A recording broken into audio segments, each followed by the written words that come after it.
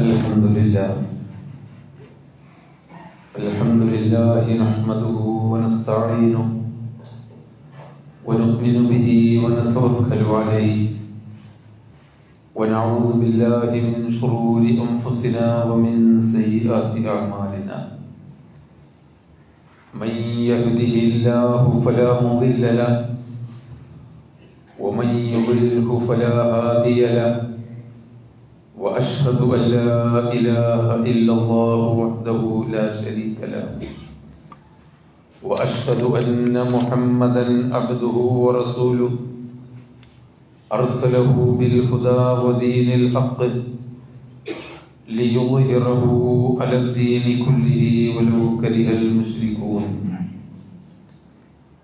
اللهم صل على محمد وعلى آل محمد كما صليت على إبراهيم وعلى آل إبراهيم اللهم بارك على محمد وعلى آل محمد كما باركت على إبراهيم وعلى آل إبراهيم إنك حميد مجيد أما بعد فإن خير الحديث كتاب الله وخير الهدي هدي محمد صلى الله عليه وسلم وشر الأمور محدثاتها وكل بدعة ضلالة أعوذ بالله من الشيطان الرجيم بسم الله الرحمن الرحيم يا أيها الذين آمنوا اتقوا الله حق تقاته ولا تموتن إلا وأنتم مسلمون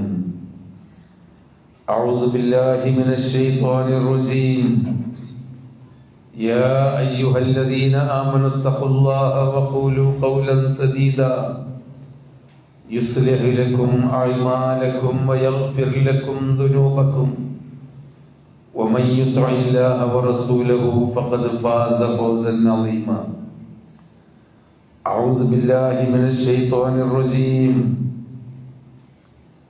أم لم ينبأ بما في صحف موسى وإبراهيم الذي وفى ألا تزر وازرة وزر أخرى وأن ليس للإنسان إلا ما سعى وأن سعيه سوف يرى ثم يجزاه الجزاء الأوفى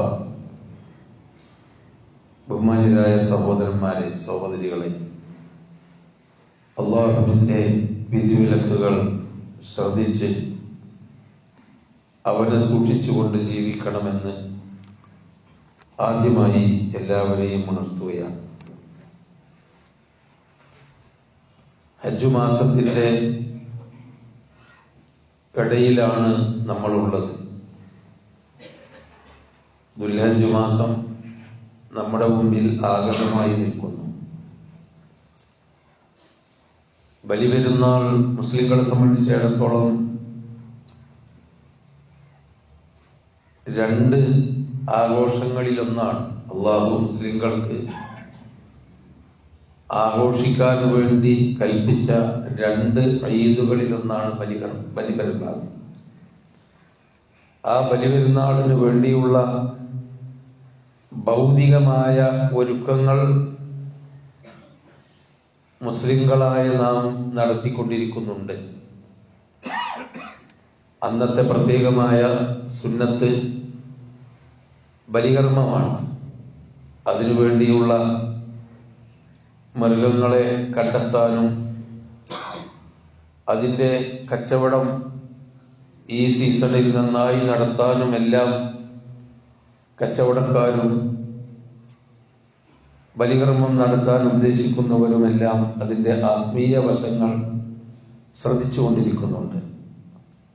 കഴിവുണ്ടായിട്ടും ബലികർമ്മം ഒറ്റക്ക് നടത്താനോ അല്ലെങ്കിൽ മാടുകളിൽ 7-1 പങ്കുചേരാനോ സാമ്പത്തിക ശേഷി ഉണ്ടായിട്ടും ബലിപെരുന്നാളിൻ്റെ ആ ഒരു സുന്നത്ത് നിർവഹിക്കാൻ ആർക്കെങ്കിലും പിശുക്കുണ്ടെങ്കിൽ, മടിയുണ്ടെങ്കിൽ, ബലികർമ്മത്തിൽ നിന്ന് പിന്നോട്ട് പോകുന്നുണ്ടെങ്കിൽ ഫലാ യഖ്റുബന്ന മുസല്ലാന, നമ്മുടെ ഈദ് മുസല്ലയിലേക്ക് അവർ അടുക്കുക പോലും വേണ്ട എന്ന് ഉമർ ഇബ്നുൽ ഖത്താബ് റളിയല്ലാഹു അൻഹു വിളംബരം ചെയ്തതായി ഇസ്ലാമിന്റെ ചരിത്രത്തിൽ കാണാം. അത്രമാത്രം പ്രബലമായ ഒരു സുന്നത്തിന്റെ കാര്യത്തിൽ മുസ്ലിങ്ങൾ ഏറെക്കുറെ ശ്രദ്ധിക്കുന്നുണ്ട് എന്നതാണ് ബലിപെരുന്നാളിന്റെ ഒരു ഒരുക്കം. അതിനേക്കാൾ അധികം നമ്മുടെ കുട്ടികളും സ്ത്രീകളും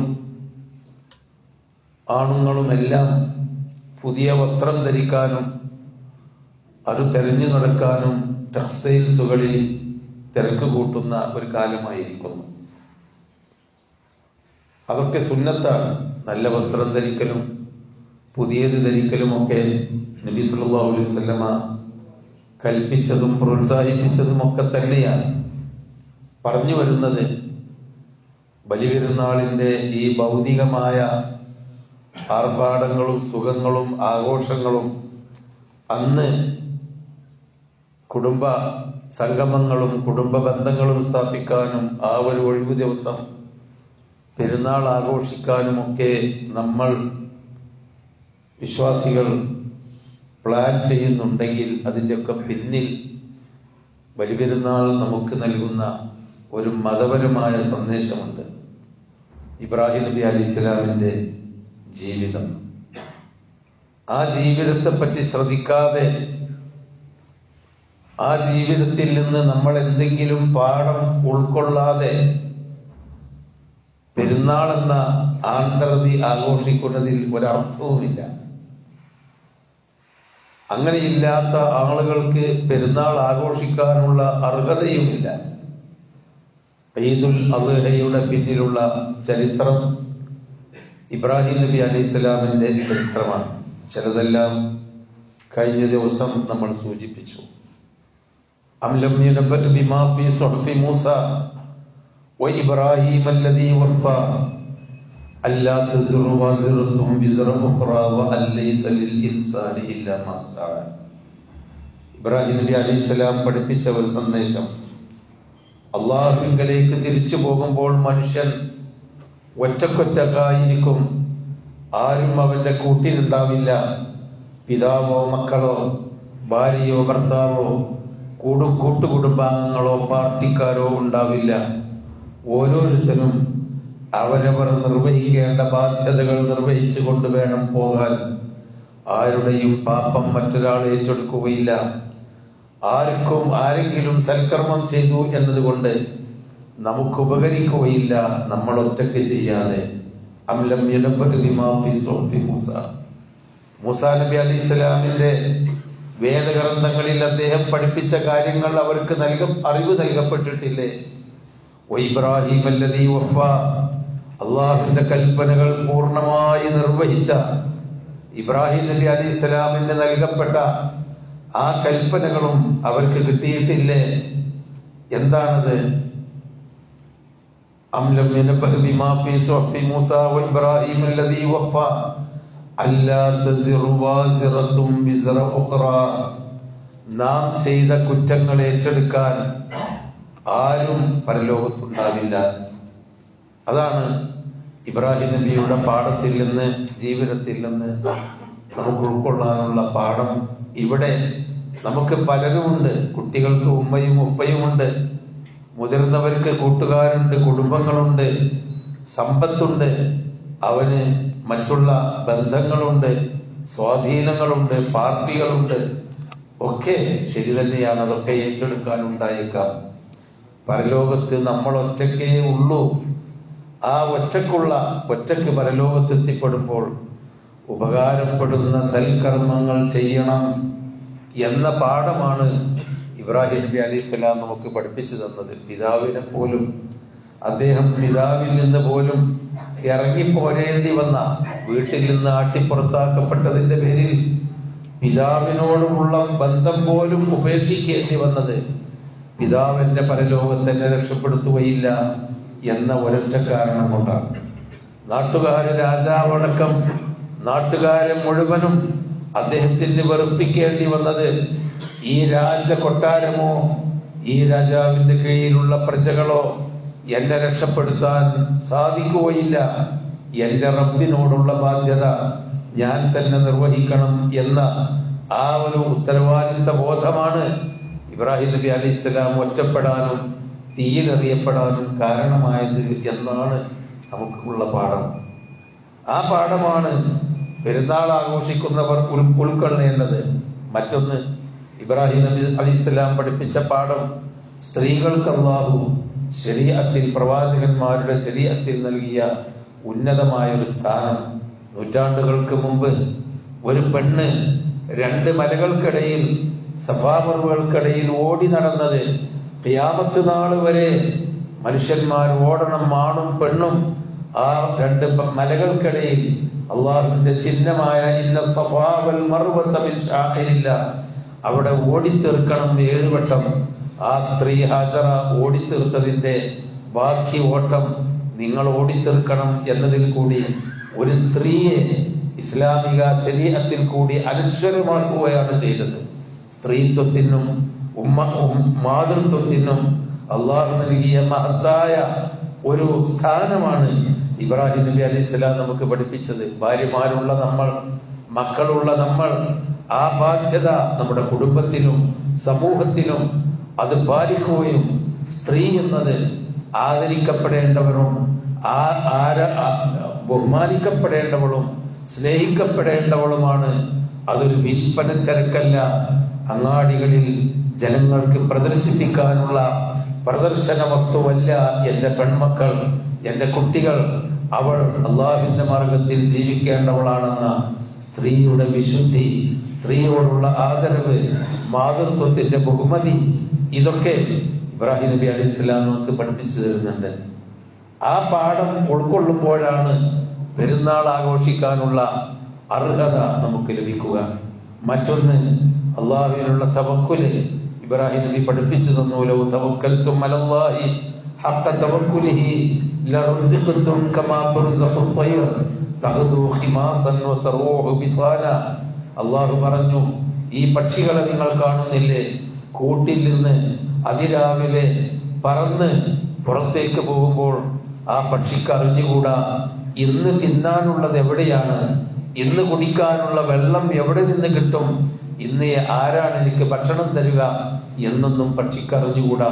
അത് തസ്ബീഹ് ചൊല്ലിക്കൊണ്ട് കൂട്ടിൽ നിന്ന് ചിലച്ചുകൊണ്ട് ഇറങ്ങുകയാണ്. അത് തസ്ബീഹുകളാണ്, അള്ളാഹുവിൽ പരമേൽപ്പിച്ചുകൊണ്ടാണ് ആ പക്ഷികൾ ഇറങ്ങുന്നത്. നിങ്ങളുടെ ജീവിതത്തിൽ നിങ്ങൾ അള്ളാഹുവിൽ പരമേൽപ്പിച്ചുകൊണ്ട്, അള്ളാഹു എന്നെ രക്ഷിക്കും, അള്ളാഹുവിന്റെ മാർഗത്തിൽ ഞാൻ ജീവിച്ചാൽ,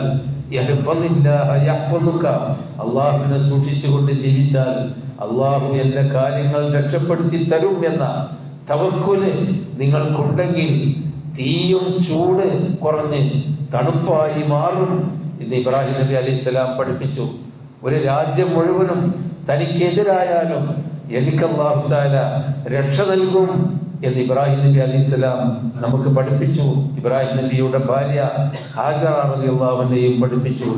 അതാണ് മറ്റൊന്ന് ഇബ്രാഹിം നബിയുടെ പാഠം. ആ തവക്കുൽ നമ്മുടെ മനസ്സിലില്ല. നമുക്ക് കിട്ടിയത് പോരാ, ഹറാമായ മാർഗത്തിൽ കൂടി സമ്പാദിക്കണം. എനിക്ക് കിട്ടിയ സുഖങ്ങൾ പോരാ, ഇനിയും വേറെയും സുഖങ്ങൾ കിട്ടണം.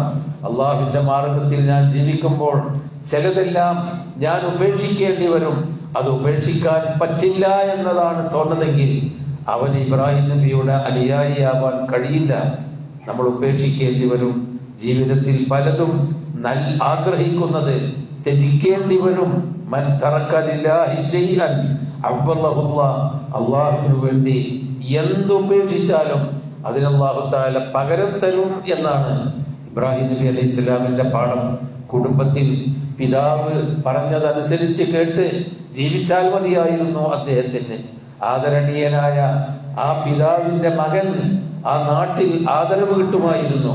അതൊന്നും എനിക്ക് വേണ്ട, അള്ളാഹുവിന് വേണ്ടി അതെല്ലാം ഉപേക്ഷിച്ചിറങ്ങി തിരിച്ച ഇബ്രാഹിം അലൈഹിസ്സലാം അവസാനം തീയിലിട്ട് കരിക്കാൻ വേണ്ടി ശ്രമിച്ചിട്ട് പോലും അതിൽ നിന്ന് അല്ലാഹു തആല രക്ഷപ്പെടുത്തിയത്.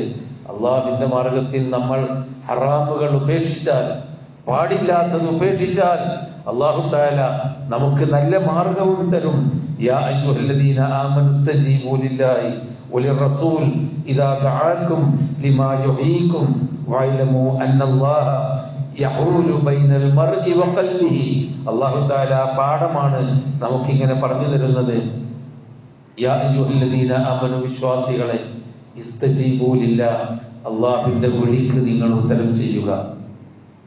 ഇദാ ദഅാകും ലിമാ യുഹീകും, യഥാർത്ഥത്തിൽ നിങ്ങളുടെ മനസ്സിന് ജീവൻ നൽകുന്ന, നിങ്ങളുടെ ശരീരത്തിന് ജീവൻ നൽകുന്ന, യഥാർത്ഥമായ ഉത്തേജനം നൽകുന്ന ഒരു മതത്തിലേക്ക്, ഒരു വിശ്വാസത്തിലേക്ക്, ഒരു ജീവിത വിശുദ്ധിയിലേക്ക് അള്ളാഹു നിങ്ങൾ വിളിക്കുമ്പോൾ നിങ്ങൾ ഉത്തരം നൽകണം എന്ന ആ ഒരു സന്ദേശമാണ് ഇബ്രാഹിം നബി അലൈഹിസ്സലാം നമുക്ക് നൽകിയത്. ലബ്ബൈക് അല്ലാഹുമ്മ ലബ്ബൈക് എന്ന ആ വിളി, ഞാനിതാ അള്ളാഹുവെ ഉത്തരം നൽകുന്നു എന്ന് പറഞ്ഞ് അള്ളാഹുവിനുള്ള ഉത്തരം നൽകുമെന്ന് പറഞ്ഞാൽ അള്ളാഹുവിനെ അനുസരിച്ചുകൊണ്ട് ജീവിക്കുക. നാട്ടിൽ നിന്ന്, സ്വസ്ഥമായി ജീവിക്കുന്ന നാട്ടിൽ നിന്ന് ഭാര്യയെയും കുട്ടികളെയും വിജനമായ മക്കയിൽ, 1000 കാതങ്ങൾക്കപ്പുറമുള്ള മക്കയിൽ കൊണ്ടുപോയി വെച്ച് തിരിച്ചു പോരണം എന്ന് പറഞ്ഞപ്പോൾ അള്ളാഹു ലബ്ബൈക്ക്, അതിന് അള്ളാഹു ഉത്തരം നൽകി. മകനും പിതാവും കൂടി കഅബ പടുത്തുയർത്തണം എന്ന് പറഞ്ഞപ്പോൾ അതിന് ഉത്തരം നൽകി. അങ്ങനെ ഒരുപാട് കാര്യങ്ങൾക്ക് ഇബ്രാഹിം നബി അലൈഹിസ്സലാം ഉത്തരം നൽകി. അതാണ് ഇബ്രാഹിം നബിയുടെ പാഠം. അള്ളാഹുവിന്റെ വിളിക്ക് നമ്മൾ ഉത്തരം നൽകണം. ഹയ്യാല സ്വലാത്തി ഹയ്യാലൽ ഫലാഹ് എന്ന് നമസ്കാരത്തിന് വേണ്ടി വിളിക്കുമ്പോൾ നമ്മൾ അതിന് ഉത്തരം നൽകണം. അങ്ങനെ ഉത്തരം നൽകാത്തവൻ എന്തു പെരുന്നാൾ, അവനെന്ത് ഇബ്രാഹിം നബി, അവനെന്താണ് ഉദുഹിയ്യത്ത്. അപ്പൊ ഉത്തരമാണ് നമ്മൾ നൽകേണ്ടത് ഓരോ കാര്യത്തിലും. സാമ്പത്തിക രംഗത്ത് അള്ളാഹുവിന്റെ വിളിക്ക് നമ്മൾ ഉത്തരം നൽകണം. ദൂർത്തടിക്കാൻ പാടില്ല. പാവപ്പെട്ടവർക്ക് കൊടുക്കേണ്ടത് കൊടുക്കണം. അതുപോലെ തന്നെ പിശുക്ക് കാണിക്കരുത്. ദീനിനു വേണ്ടി വിളിക്കുമ്പോൾ അതിലേക്ക് ഉത്തരം നൽകണം. മാതാപിതാക്കൾ വിളിക്കുമ്പോൾ അവർക്ക് ഉത്തരം നൽകണം. അവർക്ക് പുണ്യങ്ങൾ ചെയ്തു കൊടുക്കണം. അവരെ അനുസരിക്കണം. തിന്മകൾ ചെയ്യരുതേ എന്ന് അല്ലാഹു തആല പറയുമ്പോൾ അതിന് നമ്മൾ ഉത്തരം നൽകണം. ബാധ്യതകൾ സമൂഹത്തിനോടും രാജ്യത്തിനോടും ജനങ്ങളോടും എല്ലാമുള്ള ബാധ്യതകൾ നിർവഹിക്കണമെന്ന കൽപ്പന വരുമ്പോൾ നമ്മൾ ഉത്തരം നൽകണം. അതാണ് ഇബ്രാഹിം നബി അലൈഹിസ്സലാം നമുക്ക് പഠിപ്പിച്ച ഇസ്തിജാബത്ത് എന്ന് പറയുന്ന ഒരു തത്വം. ഇസ്തിജാബത്തുള്ള, അള്ളാഹുവിന് ഉത്തരം നൽകുക. ഇബ്രാഹിം നബി അലൈഹിസ്സലാം മകനെ അറുക്കാൻ വേണ്ടി അദ്ദേഹത്തോട് അള്ളാഹ് കൽപ്പിച്ചപ്പോ ശരി, ഞാനത് ചെയ്തു കൊള്ളാം എന്ന് ഉത്തരം നൽകി. മകനോട് ഉപ്പയുടെ മുമ്പിൽ, കത്തിക്ക് മുമ്പിൽ കടന്നു കൊടുക്കാൻ വേണ്ടി അല്ലാഹു തആല കൽപ്പിച്ചപ്പോൾ ആ കൊച്ചു മകൻ അതിന് ഉത്തരം നൽകി. എന്നാ ഒരു വിഭാഗത്തെ അല്ലാഹു തആല നമുക്ക് പഠിപ്പിച്ചു തരുന്നുണ്ട്. ഇസ്രായേൽ സമൂഹം, അവരോട് അല്ലാഹു തആല ഒരു പശുവിനെ അറക്കാൻ വേണ്ടി കൽപ്പിച്ചു. ഇന്നല്ലാഹ യഅ്മുറുക്കും അൻ തദ്ബഹു ബഖറ, അല്ലാഹു നിങ്ങളോട് ഒരു പശുവിനെ അറക്കാൻ കൽപ്പിക്കുന്നു. ബനി ഇസ്രായേൽ കൂട്ടത്തിൽ ഒരു ഗോത്രവർഗത്തിൽ ഒരാൾ കൊല്ലപ്പെടുകയും ആരാണ് കൊന്നത് എന്ന് അറിയാതെ വിഷമിക്കുകയും ചെയ്തപ്പോഴാണ് മൂസാ നബി അലൈഹി ഇസ്ലാമിന് അറിയുമായിരുന്നില്ല ആരാണ് കൊന്നത് എന്ന്. പക്ഷേ കൊല്ലപ്പെട്ടവന്റെ കുടുംബത്തിന് നീതി കിട്ടണം, അതുകൊണ്ട് കൊലപാതകിയെ കണ്ടെത്തണം. അദ്ദേഹത്തിന് അല്ലാഹു തആല കൊലപാതകിയെ അറിയിച്ചു കൊടുത്തിരുന്നില്ല. പ്രവാചകനായിട്ട് പോലും അദ്ദേഹം അത് അറിഞ്ഞില്ല ആരാണ് കൊലപാതകി എന്ന്. അവൻ ആ ഗോത്രത്തിൽ ഒളിച്ചു നടക്കുന്നുണ്ടായിരുന്നു. അല്ലാഹു തആല പറഞ്ഞു, ഒരു പശുവിനെ അറക്കുക, എന്നിട്ട് ആ പശുവിന്റെ ശരീരത്തിൽ നിന്നൊരു ഭാഗമെടുത്ത് ഈ മയ്യിത്തിന്റെ ശരീരത്തിൽ നിങ്ങൾ മെല്ലെ തടവുക, അടിക്കുക. എങ്കിൽ അവൻ ആരാണ് കൊലപാതകി എന്നെ കൊന്നതെന്ന് പറഞ്ഞു തരും. അതൊരു അത്ഭുതമായിരുന്നു, ഒരു മുഅ്ജിസത്തായിരുന്നു. മൂസാ നബി അലൈഹി ഇസ്ലാമിന്റെ കൈക്ക് അല്ലാഹു തആല മരിച്ച ഒരാളെ ഒരു കുറ്റം തെളിയിക്കാൻ വേണ്ടി തൽക്കാലം ജീവിപ്പിച്ച് കാണിച്ചു കൊടുത്ത ഒരു മുഅ്ജിസത്തായിരുന്നു. ആ മുഅ്ജിസത്താണ് ഇന്നല്ലാഹ യഅ്മുറുക്കും അൻ തദ്ബഹു ബഖറ, ഒരു പശുവിനെ അറക്കണമെന്ന് അല്ലാഹു നിങ്ങളോട് കൽപ്പിക്കുന്നു എന്ന് പറഞ്ഞത്. അതുകൊണ്ടാണ് ആദ്യത്തെ സൂറത്തുണ്ടല്ലോ ഫാത്തിഹ കഴിഞ്ഞാൽ അതിന് അൽ ബഖറ എന്ന പേര് വന്നത് തന്നെ ഈ സംഭവമാണ്. ആ പശുവിനെ അറക്കാൻ വേണ്ടി കൽപ്പിച്ചു. സ്വന്തം മകനെ അറക്കാൻ കൽപ്പിച്ചപ്പോ ഇബ്രാഹിം നബി അലൈഹിസ്സലാം അതിനനുസരിച്ചു. അതാണ് ഇബ്രാഹിം നബിയിലുള്ള പാഠം. എന്നാൽ ഇബ്രാഹിം നബിയുടെ പിൻഗാമികളായിട്ടുള്ള പേരമക്കൾ ബനൂ ഇസ്രായേൽ, ഇബ്രാഹിം നബി അലൈഹി ഇസ്ലാമിന്റെ പേരക്കുട്ടിയായ യാക്കൂബ് നബി അലൈഹി ഇസ്ലാമിന്റെ സന്തതികളോട് ആ നാട്ടിൽ നിന്നൊരു പശുവിനെ വാങ്ങിക്കൊണ്ട് വന്ന് അറക്കാൻ പറഞ്ഞപ്പോ ആ കൽപ്പന അവർ സ്വീകരിക്കാൻ മടിച്ചു. അവർ ശങ്കിച്ചു നിന്നു. അവർ ഒരുപാട് വഴികഴിവുകൾ പറഞ്ഞു. മൂസാ നബി അലൈഹി സ്വലാമിനെ പരിഹസിച്ചു. ഇത് ഒരു പ്രതീകാത്മകമായ നമ്മളോട് അല്ലാഹു തആല പറഞ്ഞു തരുന്നതാണ്. ഒരു മനുഷ്യനെ അറക്കാൻ കൽപ്പിച്ചപ്പോ അത് മകനായിട്ട് പോലും അനുസരിച്ച ഇബ്രാഹിമും ആ ഇബ്രാഹിമിന്റെ പേരക്കുട്ടികളോട് നാട്ടിൽ നിന്നൊരു പശുവിനെ സാധാരണ പോലെ അറക്കാൻ കൽപ്പിച്ചപ്പോ അനുസരിക്കാതിരുന്നതും നമ്മുടെ ജീവിതത്തിലൊരു പാഠമാണ്. നമ്മുടെ ജീവിതത്തിലൊരു പാഠമാണ്. അമ്പിയാക്കന്മാരും നമ്മളും തമ്മിലുള്ള ബന്ധം നമുക്ക് സ്വയം അളക്കാനുള്ള ഒരു പാഠമാണ്. ഹറാമുകൾ ഒഴിവാക്കാൻ, കൽപ്പനകൾ സ്വീകരിക്കാൻ നമുക്ക് കഴിയുമോ എന്ന പാഠമാണ്. അതാണ് വഅലമു അന്നല്ലാഹ യഹൂലു ബൈനൽ മർഇ വഖൽബി. അള്ളാഹുവിന്റെ വിളിക്ക് നിങ്ങൾക്ക് ഉത്തരം ചെയ്യാൻ കഴിഞ്ഞിട്ടില്ലെങ്കിൽ, നിങ്ങൾ ഉത്തരം ചെയ്യുന്നില്ലെങ്കിൽ അള്ളയും നിങ്ങളും തമ്മിൽ ഒരു മറയുണ്ടായിരിക്കും. നിങ്ങൾക്ക് അള്ളാഹുവിന്റെ സഹായം കിട്ടില്ല, അള്ളാഹുവിന്റെ റഹ്മത്ത് കിട്ടില്ല. അള്ളാഹു നിങ്ങളെ കയ്യൊഴിക്കും, നിങ്ങൾ ഒറ്റക്ക് ജീവിക്കേണ്ടി വരും എന്ന് അല്ലാഹു തആല നമ്മളെ പഠിപ്പിച്ചത്. അല്ലദീന ളല്ല സഅയ്യുഹും ഫിൽ ഹയാത്തി ദുനിയ വഹും യഹ്സബൂന അന്നഹും യഹ്സിനൂന സുൻഅ എന്ന് പറഞ്ഞല്ലോ. ജീവിതത്തിൽ അള്ളാഹുവിന്റെ കൽപ്പനകൾ പാലിക്കാതെ ജീവിക്കുക, ഹറാമുകൾ ചെയ്യുക, തോന്നിവാസങ്ങളെല്ലാം ജീവിതത്തിൽ നിന്ന് ഒഴിവാക്കാതിരിക്കുക. എന്നാൽ നിർബന്ധമായിട്ടും ഐച്ഛികമായിട്ടും നല്ല നല്ല കാര്യങ്ങൾ, നമ്മുടെ മനുഷ്യബന്ധങ്ങൾ, മാതാപിതാക്കളോടുള്ള ബന്ധങ്ങൾ, അള്ളാഹുവിനോടുള്ള ബന്ധങ്ങൾ, ഇബാദത്തുകൾ അത് നിർവഹിക്കാതിരിക്കുക.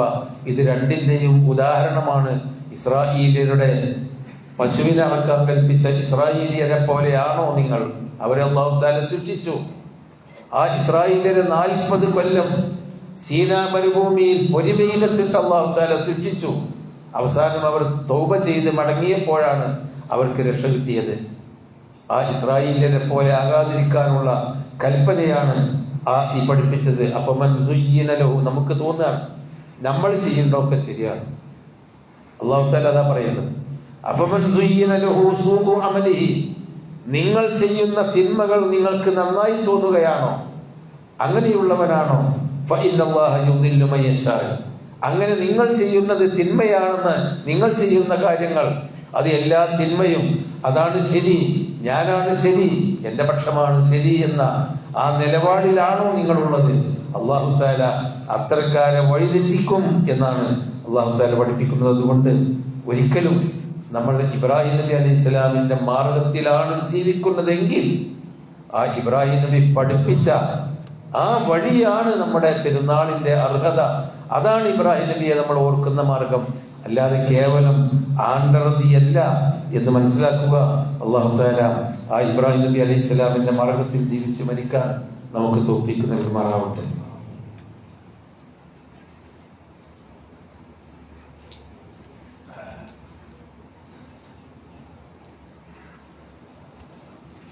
അൽഹംദുലില്ലാഹി റബ്ബിൽ ആലമീൻ വസ്സലാത്തു വസ്സലാമു അലാ റസൂലിൽ അമീൻ വഅലാ ആലിഹി വസഹ്ബിഹി അജ്മഈൻ വഅലാ മൻ ഇത്തബഅഹും ബിഇഹ്സാൻ ഇലാ യൗമിദ്ദീൻ. അമ്മാ ബഅദ്.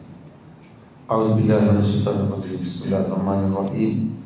യാ അയ്യുഹല്ലദീന ആമനൂ തഖുല്ലാഹ ഹഖ്ക തുഖാതിഹി വലാ തമൂതുന്ന ഇല്ലാ വഅൻതും മുസ്ലിമൂൻ. സഹോദരങ്ങളെ, ഇങ്ങനെയൊക്കെയുള്ള ഈ ഒരു ആണ്ടർതി ഗൗരവപരമായി തന്നെ വിശ്വാസികൾ കാണണം എന്ന് ഇസ്ലാമിക ശരീഅത്ത് അനുശാസിക്കുന്നത് കൊണ്ടാണ് നബി സല്ലല്ലാഹു അലൈഹി വസല്ലമ പഠിപ്പിച്ചത്. ബലികർമ്മം നടത്താൻ ഉദ്ദേശിക്കുന്നവർ ദുൽഹജ്ജ് 1 മുതൽ അവരുടെ ശരീരത്തിൽ നിന്ന് മുടിയൊന്നും വെട്ടിക്കളയരുത്, നഖങ്ങൾ മുറിച്ചു കളയരുത്. വേറെ നിബന്ധനകളൊന്നുമില്ല. ഹജ്ജിന് വേണ്ടി ഇഹ്റാം കെട്ടിയവന് നഖം മുറിക്കാൻ പാടില്ല, മുടി വെട്ടാൻ പാടില്ല. അതുപോലെ ഈ കുപ്പായം, ബനിയൻ പോലെയുള്ള ചുറ്റിത്തുന്നിയ വസ്ത്രങ്ങൾ പാടില്ല. എന്നാൽ ദുൽഹജ്ജ് മാസം പെരുന്നാൾ ആഘോഷിക്കാൻ വേണ്ടി യഥാർത്ഥ ശരീഅത്ത് അനുസരിച്ച് പെരുന്നാൾ ആഘോഷിക്കാനും ബലികർമ്മം നടത്താനും ഉദ്ദേശിക്കുന്നവർ നബി സല്ലല്ലാഹു അലൈഹി വസല്ലമ പറഞ്ഞു, അവന്റെ മുടി വെട്ടാനോ മുറിച്ചെടുക്കാനോ പാടില്ല. ദുൽഹജ്ജ് 1 മുതൽ ബലികർമ്മം നടത്തുന്നത് എന്നാണോ അന്ന് വരെ അവന്റെ നഖം മുറിക്കാനും പാടില്ല.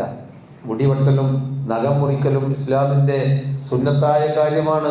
ഇബ്രാഹിം നബി പഠിപ്പിച്ചതല്ല മര്യാദകളിൽപ്പെട്ടതാണെങ്കിൽ പോലും അതിലൊക്കെ ഒരു ദീക്ഷ, ഒരു പ്രത്യേകമായ ശ്രദ്ധ പല ആരാധനകൾക്കുമുണ്ടല്ലോ.